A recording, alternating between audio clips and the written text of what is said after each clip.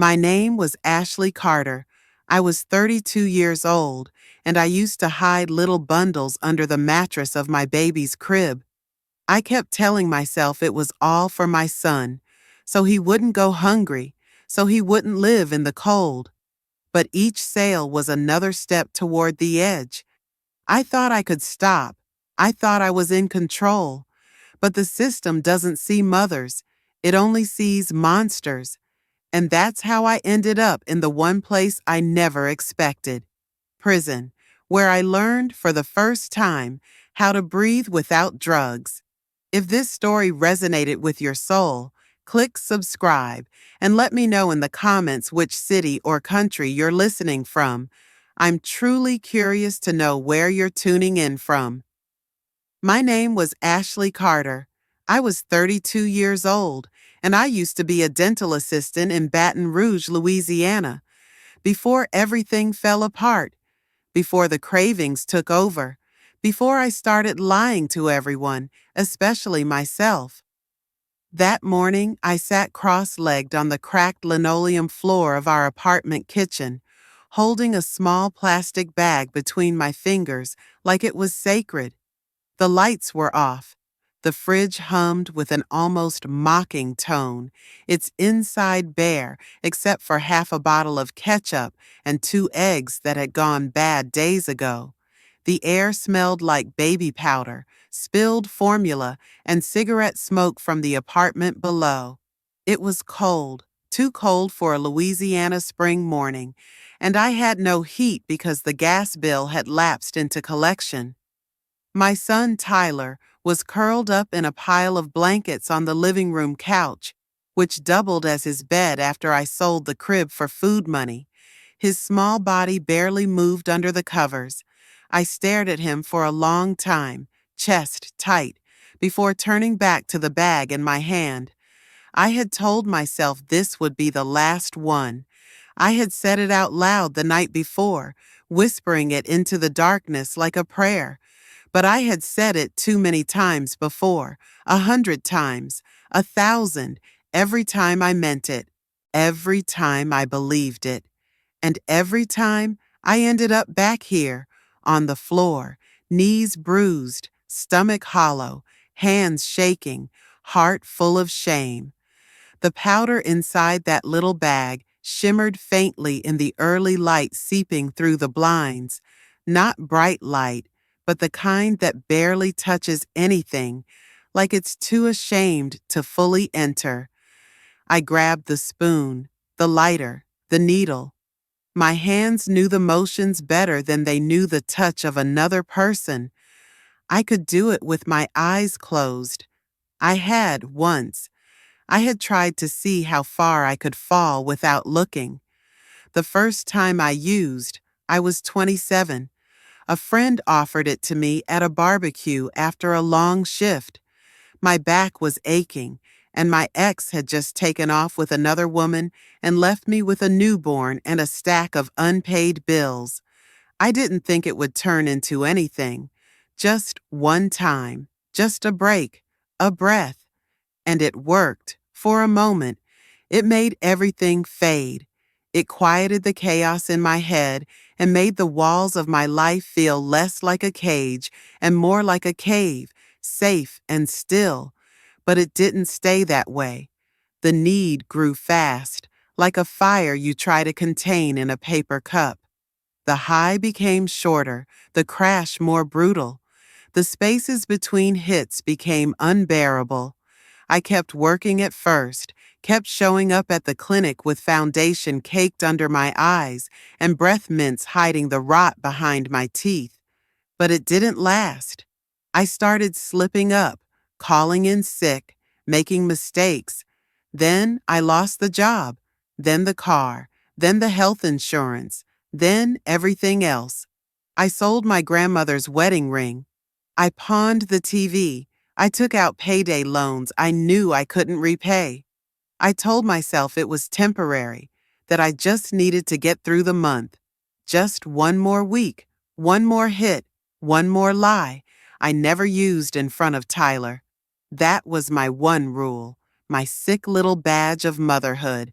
I waited until he was asleep or distracted by a cartoon, volume turned up loud to drown out the sound of my sobs in the bathroom.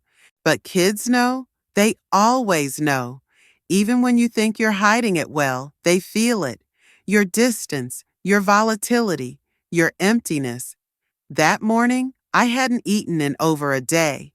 There was no formula left. Tyler had half a banana and some dry cereal. I gave him the last juice box and said I'd go to the store later, though I had no money and no plan. My EBT card had been frozen for lack of verification paperwork I never got around to filing. I'd sold half our food stamps for cash anyway. I looked down at my arm. The skin was mottled with old bruises, thin scabs, and the shadow of veins that used to be easy to find. Now it took longer. Sometimes I missed. Sometimes I gave up and snorted it just to stop the rage from taking over. But that morning, I wanted the needle. I wanted the full escape. I didn't want to feel the ache in my bones or the gnawing guilt in my gut. I didn't want to feel like a failure. I didn't want to think about the eviction notice under the fridge magnet or the voicemail from Child Protective Services I hadn't returned. I just wanted silence, just a few hours of quiet. I tied the belt around my arm and took a breath. My hands were shaking too much. I dropped the lighter twice. I tried to steady myself, but the guilt was louder than the hunger. I thought of Tyler on the couch, the way he called me Mama, with a trust I hadn't earned. I thought about how he still smiled at me, even when I could barely look at myself in the mirror. But I did it anyway. The warmth hit hard, sharp, and fast, like diving into a frozen lake. It wasn't relief. It was absence. The world dulled around the edges. My head leaned back against the cabinet. My eyes fluttered. The kitchen spun, and for a moment I was floating above my body, detached, numb, hollowed out like a gourd. And then I heard him stir. Tyler made a small sound, a yawn maybe, or a whimper, something soft and vulnerable. My eyes snapped open, heart racing, guilt crashing back in like a wave. I tucked the needle under the loose floorboard behind the trash can, wiped my arm with a napkin, and crawled on shaking legs toward the living room. He looked at me with those wide brown eyes, hair messy, cheeks flushed. He asked if it was time for cartoons. I nodded. I turned on the TV and sat beside him, wrapping a blanket around both of us. I didn't smell like comfort. I didn't feel like safety. But he leaned into me anyway. And that was the worst part, that he still loved me, that he still believed in me, even after everything I'd done, even after everything I hadn't. That morning, I made him toast with no butter and gave him the last spoon of peanut butter I could scrape from the jar. He smiled and said it was delicious. My throat burned as I watched him eat. I didn't deserve him, but I told myself I'd try again. I told myself I'd get clean. Just not today, not yet. It didn't happen all at once. No one wakes up one morning and decides to become a drug dealer. It seeps in slowly, like mold along the edges of your life, unnoticed until it has taken root in everything. At first, I just needed enough to get through the week, then enough to make rent, then enough to stay ahead of the sickness. The money didn't come fast enough from begging or borrowing. The jobs wouldn't hire me with a record of no-shows and a twitch in my eye. The only thing that moved faster than hunger was desperation, and the only place that welcomed desperation with open arms was the street. I didn't know what I was doing when I started. Not really. I had a friend named Sherry who was in deeper than me. She had a boyfriend who fronted her small bags and told her to move careful. She offered me a few to sell, said I could keep a cut. I told her no the first time, told her I wasn't like that. But the second time, I was hungrier. And the third time, Tyler had a fever and no Tylenol, and the pharmacy wouldn't let me buy it with food stamps. That was the night I said yes. It was supposed to be temporary, just a few drops, just to get by. But then the money came in fast, in crumpled bills and folded 20s, and the hunger didn't just quiet, it disappeared. For a moment, I felt power again. The power of saying yes or no to someone. The power of holding something in my hand that someone else wanted.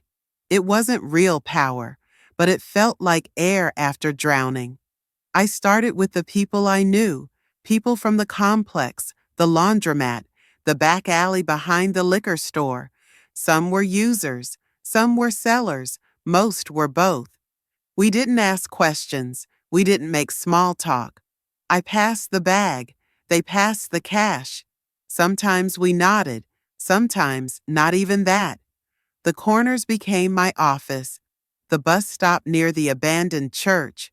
The dumpster behind the old seafood shack. The lot behind the gas station that reeked of oil and warm beer. Each place had its own rhythm, its own rules.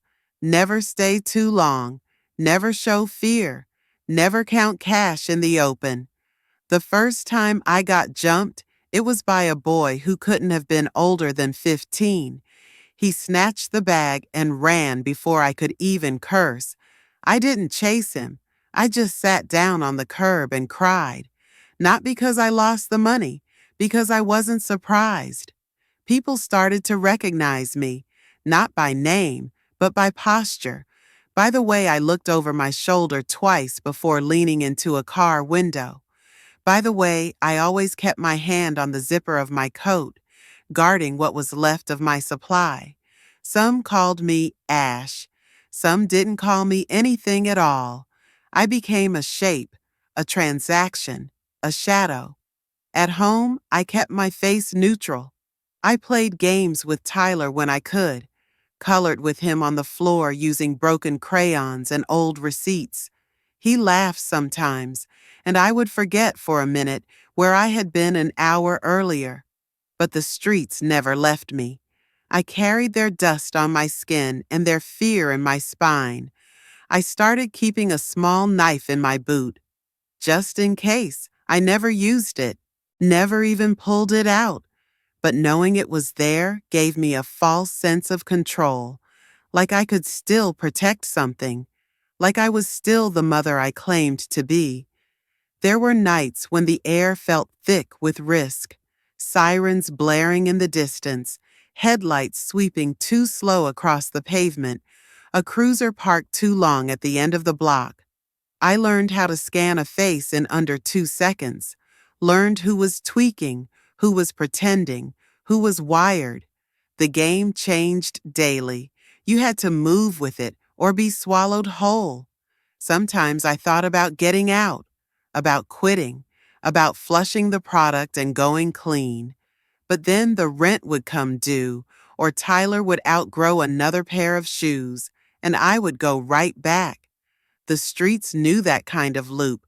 They welcomed it.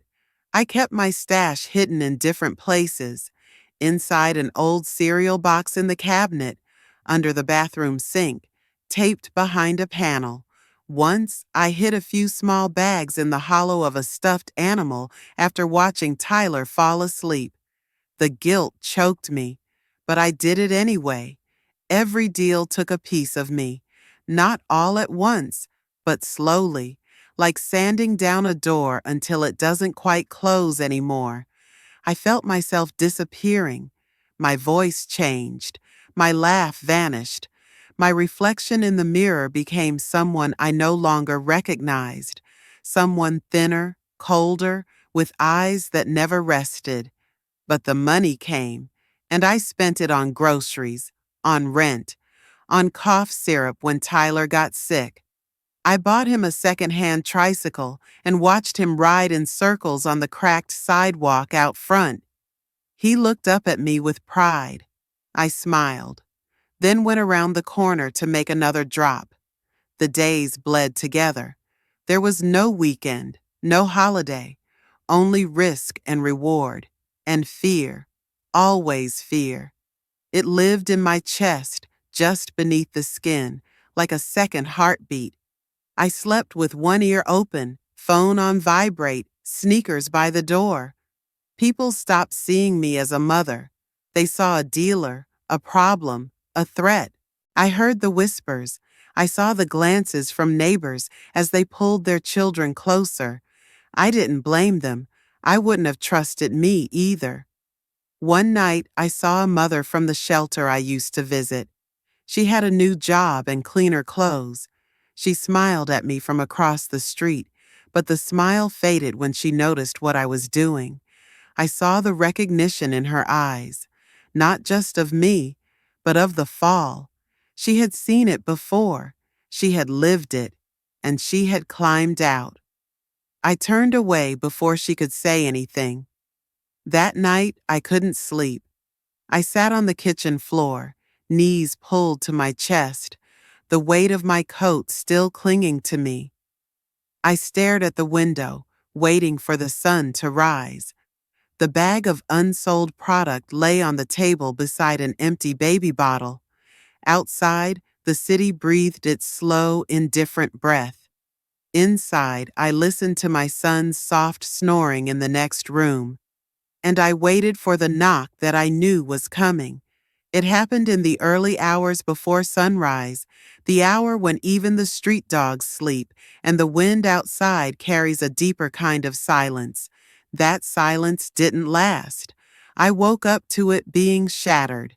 There was no polite knock, no warning, just a sudden deafening crack, followed by the splintering groan of wood giving way. The front door, already warped from age and weather, broke inward like paper. The frame snapped in two places. I felt the vibration ripple through the floor under my bare feet. The sound of boots filled the apartment like a flood, fast and brutal. I sat upright on the couch, heart thrashing against my ribs, and for a moment I couldn't move. Flashlights cut through the dark like blades. Harsh commands echoed off the walls, sharp, layered, overlapping. One voice shouting, another following, a third closer. I couldn't tell what they were saying. I couldn't hear anything but the panic roaring in my ears. Tyler was sleeping in the corner of the room on a pile of blankets, his small body curled in on itself like a comma. His eyes opened as the lights hit him. He blinked once, then again, too stunned to cry. I reached for him instinctively, but they were already on me. Hands grabbed my arms, hard. Cold metal tightened around my wrists before I could find words. The flashlight beam hit my face, and I turned away, blinded, humiliated. Someone yelled for me to stay still. I wasn't moving. I couldn't. My knees had given out. I tried to speak, not to argue, not to protest, just to say something. To Tyler, to the officers, to myself. But nothing came out. My mouth was dry, my throat tight. One of the officers was holding a paper, something official, thick and stamped. I didn't need to read it. I already knew. They tore the apartment apart. With the precision of people who'd done this too many times before, the drawers, the couch cushions, the back panel of the cabinet under the sink. They knew exactly where to look. The stash I'd hidden beneath the loose floorboard was the first to go. I didn't even watch them take it. I kept my eyes on Tyler. He sat frozen in the corner, a blanket clutched to his chest, his toy fire truck still in one hand. He didn't cry. He didn't speak. He just watched with wide, quiet eyes as his world was disassembled by strangers in black boots and bulletproof vests. One of the women in the uniform knelt near him. Her voice was softer, but I could still see the way she gently tried to take the toy from his hand. He wouldn't let go. I begged with my eyes. I wanted to scream that he didn't understand, that he wasn't part of this, that he needed me. But the cuffs on my wrists held more than just my arms. They held my voice, my defense, my illusion of motherhood. They walked me past him. I turned to look as they pulled me through the broken door. I will never forget his face in that moment, not for the fear, but for the confusion, as if he couldn't understand why I was leaving, as if this wasn't the same world he fell asleep in. Outside, the sky was just beginning to lighten. Pale gray clouds stretched across the horizon like old scars. The air smelled of damp concrete and cigarette ash. A small crowd had gathered, neighbors, some in robes, some in silence. I felt their eyes like knives in my back. I didn't look at them. I looked at my feet. They were bare, cold, dirty. One of my toes was bleeding. They put me in the back of the cruiser without ceremony. The plastic seat was slick beneath me. The door slammed, and the world shrank to a small, silent cage. The engine rumbled to life, and the street began to pull away behind me. I watched the front of my building fade in the side mirror, the shattered doorway wide open like a mouth still gasping for air. I didn't cry, not then. My mind was still somewhere between disbelief and resignation. I had known this was coming. I had felt it hovering for days, like the pressure before a storm. I had ignored it, lied to myself, pretended I still had time to fix it, that I could somehow climb out without being pulled under. The drive to the precinct was short, but every second stretched out like an hour. I counted the cracks in the windshield of the car in front of us. I stared at the handprint smudged on the window beside me. I tried not to think about Tyler, but of course I did. Who would dress him for school? Who would pack his lunch, even if it was just crackers and peanut butter? Who would tell him his mother had made choices that couldn't be undone? Would he blame me? Would he forget me? The officers led me inside, through doors that buzzed open and shut with mechanical indifference. I was fingerprinted, photographed, cataloged. My name was reduced to an entry on a form. Ashley Carter, female, age 32, charges pending. The room smelled like sweat, metal, and coffee that had been sitting too long. They made me sit on a bench, still cuffed. The wall in front of me was blank, not even a clock, just silence and the low hum of fluorescent lights above. Hours passed, maybe more. Time didn't move the same way in there. At some point, they brought me a phone and told me I could make one call. I didn't know who to call. I had no one left, no one who hadn't already seen me fall. I dialed the number of the neighbor who sometimes watched Tyler when I had nowhere else to take him. She answered on the third ring. I didn't even say hello. I just asked if he was safe. She said yes, in a voice that sounded like it didn't believe me anymore. I said thank you, then hung up. That night, I lay in a holding cell on a hard plastic cot with no mattress, staring at the ceiling as if it might offer some kind of answer. I could still smell my son's hair. I could still feel the warmth of his tiny body pressed against me when he slept. I had lost him, not in some dramatic final way, but in the slow, grinding collapse of every choice I had made. One by one, they had stolen me from him, and now all that remained was a number, a record, a charge sheet, and a cell. The door was broken, and so was I. The first thing I noticed was the color.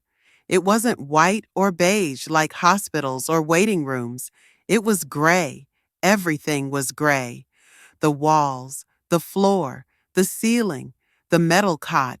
Even the light felt gray, filtered through wire mesh and flickering overhead like it was too tired to shine fully. The cold wasn't just in the air, it was in the walls, in the steel toilet bolted to the floor, in the thin blanket that smelled of bleach and history. The cell door slammed shut behind me with a finality I felt in my bones. That sound would echo in my memory long after I stopped counting the days. The cot was barely wide enough for my hips. The mattress was a slab of rubber wrapped in cracked vinyl. I lay down, knees to chest, and tried to breathe. My arms already felt wrong. My stomach curled in on itself, empty and nauseous. My skin itched, though there was nothing on it. The edges of my fingers burned. My teeth clenched. My spine throbbed.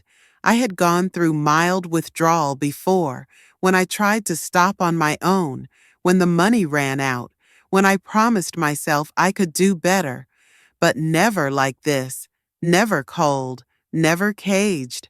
There was no comfort here, no distractions, no child's voice to pull me back, no bathroom floor to curl up on, just concrete and time.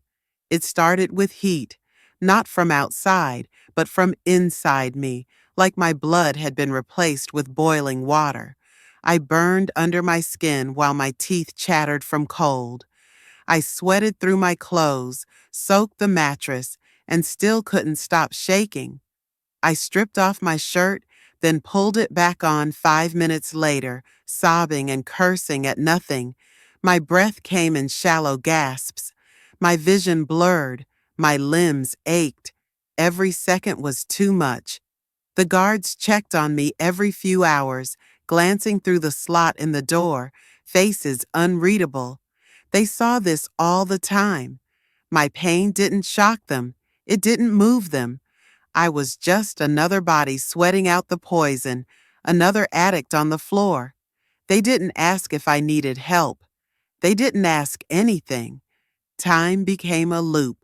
I stopped trying to count the hours. The light never changed. There were no windows, no clocks, only the ache in my bones and the twisting in my gut to remind me I was still alive. I curled into myself, fetal and filthy, and moaned into the silence. My throat was raw. I couldn't keep anything down. Even the water they gave me came back up. My body wanted the thing I had taken from it. It screamed for it. My muscles spasmed. My legs kicked out involuntarily. I scratched at my arms until I bled. The hallucinations came in soft waves, voices, shadows, the smell of Tyler's hair. I whispered his name into the gray and hoped no one heard me. In those hours, I hated everything, my body, my choices, my weakness, the things I had done to survive. I hated the woman who had offered me the first bag, and the man who told me I could make money fast, and the landlord who turned off the heat that winter. I hated God. I hated silence. I hated the idea that this was the road I had earned. And still, part of me, small and ugly, wanted to use again.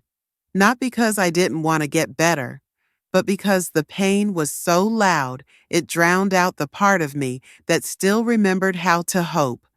Eventually, they moved me to the infirmary, not out of kindness but necessity. I was dehydrated. My pulse had dropped. I could barely walk. The nurse there didn't say much.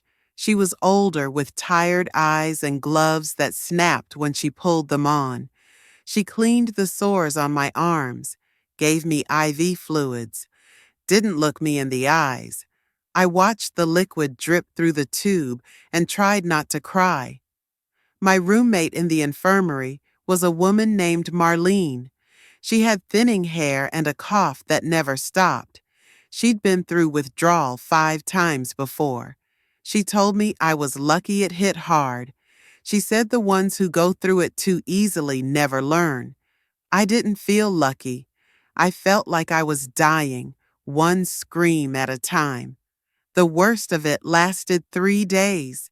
3 days of agony I couldn't describe, of shame I couldn't bury, of whispers in the back of my mind telling me I was too far gone to matter. But on the fourth day, something changed. Not dramatically, not like the movies, just space. A quiet in my body I hadn't felt in years. My hands stopped shaking for more than a minute. My eyes focused. I could sit up without vomiting. I could think, and thinking hurt more than the withdrawal. Because now I had to live inside my head again. I had to remember everything I had done, everyone I had hurt. The nights Tyler had gone to sleep hungry while I melted poison into a spoon. The times I had looked into his eyes and lied. But the fog was lifting. I could feel it. My brain no longer screamed for the drug every second. My body was broken but stabilizing. My voice returned. They moved me back to general population a few days later. I walked slow, legs stiff, breath shallow. The other women looked at me like they knew. Some nodded, some didn't look at all. I found my bunk and sat down, pressing my palms flat against the mattress as if anchoring myself. That night I slept for 3 hours, then 5, then 6. I still dreamed of using, still woke up in a sweat with my heart racing, but the cravings began to lose their edge. They were background noise now, not commands, not orders, just memories. The walls were still gray, the food still bland, the lights still flickered, but I was beginning to remember what it felt like to exist without a needle, without a high, without a lie curled under my tongue. I wasn't whole, I wasn't free, but for the first time in years, I was clean, and I was still here. It started with a pencil stub and a torn piece of lined paper. I found them tucked between old manuals in the prison library, a forgotten bookmark left behind by someone who probably gave up on writing things down. I held the pencil like it might break in my fingers, like the idea of using it required permission. I hadn't written anything real in years. Not a letter, not a journal, not even my name without it being attached to a form or a file. But that day, something told me to start. I sat at the plastic table in the corner of the library, hunched over the paper, hiding it with my arm like I used to do in school when I was afraid someone might copy my answers. The light above flickered in a rhythmic pulse, and the room smelled faintly of ink and old cardboard. I pressed the pencil to the page and wrote one word at the top. Tyler. Just his name, nothing else. It felt like a prayer, like an anchor. I stared at it for a long time, the letters warping as my eyes filled. Then, beneath it, I wrote a list. 1. Get clean. 2. Get a job. 3. Find a place to live. 4. Get him back. The fourth line nearly broke me. I traced it with the tip of the pencil until the paper thinned. I didn't know how long that would take, if it was even possible, but I needed it written. I needed something to look at that wasn't a concrete wall or my own reflection in the scratched-up bathroom mirror. The next day, I asked one of the volunteers in the prison GED program for an old notebook. She brought me a battered spiral one with half the pages missing, said I could use it if I didn't waste it. I promised I wouldn't. From that moment, the notebook became my ritual, my anchor, my quiet rebellion against the part of me that still whispered I would fail. I began by making lists, not just dreams, but logistics. How much money I'd need for first and last month's rent on a studio apartment. How much bus fare would cost to get to the nearest job training center. How long it would take to reinstate a suspended license. What documentation I'd need to reapply for Medicaid. I didn't know all the answers, but writing the questions felt like a kind of power. Then came the timelines. I broke the months into weeks, the weeks into goals. Week 1, apply for transitional housing. Week 2, submit 3 job applications. Week 3, check in with the case manager. Week 4, find out where Tyler was staying. I wrote in the notebook every day, even when my hands were sore from kitchen duty or my head pounded from lack of sleep. Some days it was numbers, neatly stacked in columns. Some days it was sentences that sounded more like confessions. Sometimes I just wrote words I wanted to remember, words I hadn't used in a long time. Grace, steady, belonging, peace. I didn't tell anyone about the notebook. I kept it under my mattress, wrapped in an old t-shirt. It wasn't for anyone else. It wasn't a performance. It was mine. My private map out of the wreckage. Some of the women around me noticed that I was changing. They didn't say much, but they watched. One of them, Sonia, asked me if I was studying for a test. I told her no, not exactly. She nodded like she understood, even if she didn't. There was one page I flipped to every night before lights out. On it, I had written the words, "I forgive you," 10 times in a row. I didn't say who it was for. Maybe for me. Maybe for my mother, who hadn't spoken to me since the arrest. Maybe for Tyler, who might never know why I disappeared. I repeated the words in my mind like a chant. I forgave myself slowly, line by line. One afternoon in the library, I heard a girl 2 tables away struggling with her math homework. She cursed under her breath, scratching out numbers and slamming her pencil. I don't know what came over me, but I offered to help. She looked at me like I was crazy, then shrugged and slid her notebook across the table. Her name was Kiara. She was 24, trying to pass her GED before her release in 6 months. She told me she hated fractions, hated the way teachers talked down to her, hated the sound of her own voice when she asked for help. I told her I did too. We sat there for an hour working through a few problems. She started showing up the same days I did. After a week, she brought a friend, and then another. They asked me how I knew all this stuff. I said I used to be smart before I forgot how to believe in myself. I started copying a few pages from my notebook and sharing them. Just basic things: how to write a simple budget, how to track expenses, how to make a grocery list with food stamps. It wasn't fancy, just ink on paper. But they listened. They wrote their own versions. They asked questions. For the first time in years, I felt useful. The notebook grew thick with additions, extra pages stapled in, folded printouts, letters to myself written in shaky hands on the bad days. Some entries were full of hope. Others were angry, desperate. I didn't edit them. I let them exist. One morning, I wrote a letter to Tyler, not to send, just to say the things I couldn't say back then. I told him about the nights I watched him sleep, the guilt I swallowed every time I lied, the dreams I had for him. I wrote about the stars he loved to count and the sound of his laughter in the tub. I wrote until my hands cramped.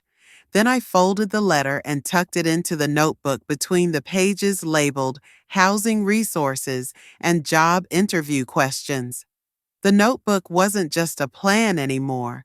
It was a heartbeat, a blueprint not for perfection, but for possibility. A record of the quiet war I was fighting, alone, between the gray walls and the concrete floor. Every page was a step toward something better. Every word was proof that I was still here, still trying, still alive. They released me at 6:42 in the morning on a Tuesday, when the sky was still bruised with the fading blues of night and the streetlights hadn't figured out it was time to go dark. The air smelled like wet pavement and gasoline. I held a manila envelope in my hands. Inside it, a bus voucher, my release papers, and a list of transitional programs I had memorized by heart. That, and a small white bag that contained the entirety of what the state thought I needed to start over. A cheap toothbrush, a travel-sized deodorant, and $20 in cash. There was no one waiting for me outside the gate. No balloons, no camera flashes, no applause. The silence felt more honest. My clothes didn't fit anymore. They had sat in a property box for over a year. The fabric smelled faintly of dust and time. The jeans were too loose, the sleeves of my sweatshirt too tight in the shoulders. My shoes, still stained from the day of the arrest, felt heavier than I remembered, as if they carried the weight of who I used to be. I took the first bus heading toward the city. I didn't look out the window much. The passing landscape was too familiar, too painful. Strip malls and broken signs, empty fields, gas stations with windows covered in bars. I saw my old life in the edges of every scene, the corners I used to work, the motels I used to avoid, the shadows I used to follow. The seat beside me stayed empty. I stepped off downtown.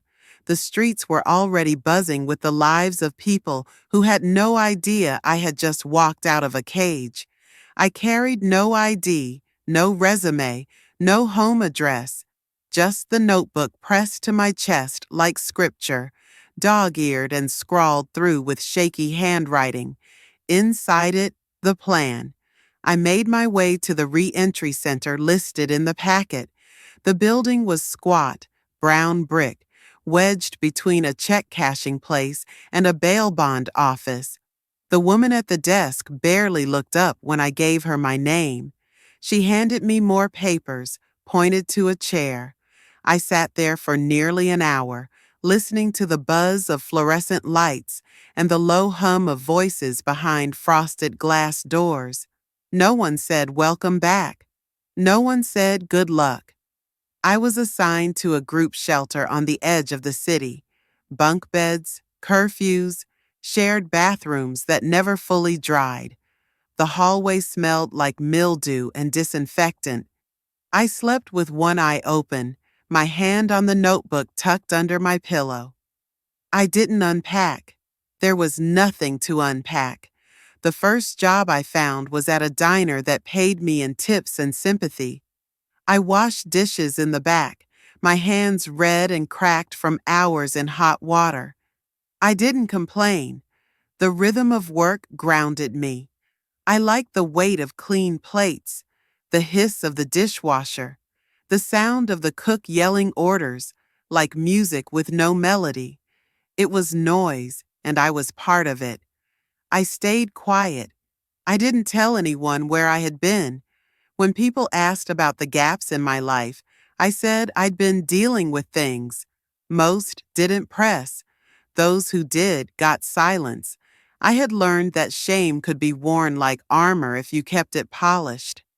Every night after work, I'd walk to the library. It was the only place that still felt sacred. I filled out applications, applied for programs. I made phone calls to numbers from the notebook. I waited on hold for hours. I heard the word pending more times than I could count. Eventually, I found a legal clinic that helped me begin the process of petitioning for custody. It would take months, maybe longer. They told me the truth. I'd have to prove everything: housing, employment, stability, drug tests, parenting classes, a therapist's letter, a social worker's report, every mistake documented, every progress measured. I nodded. I said I understood. I did. I passed every test they gave me, but the hardest part was the waiting, the time between court dates, the silence between letters, the absence of my son's voice. I saw him again for the first time at a supervised visit arranged through the foster system.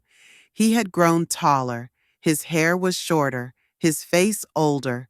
When he walked into the room, holding a toy dinosaur in one hand, I felt the floor tilt beneath me. He looked at me with a mixture of confusion and recognition, like someone remembering a dream they couldn't quite name. We sat in a small room with bright posters taped to the walls.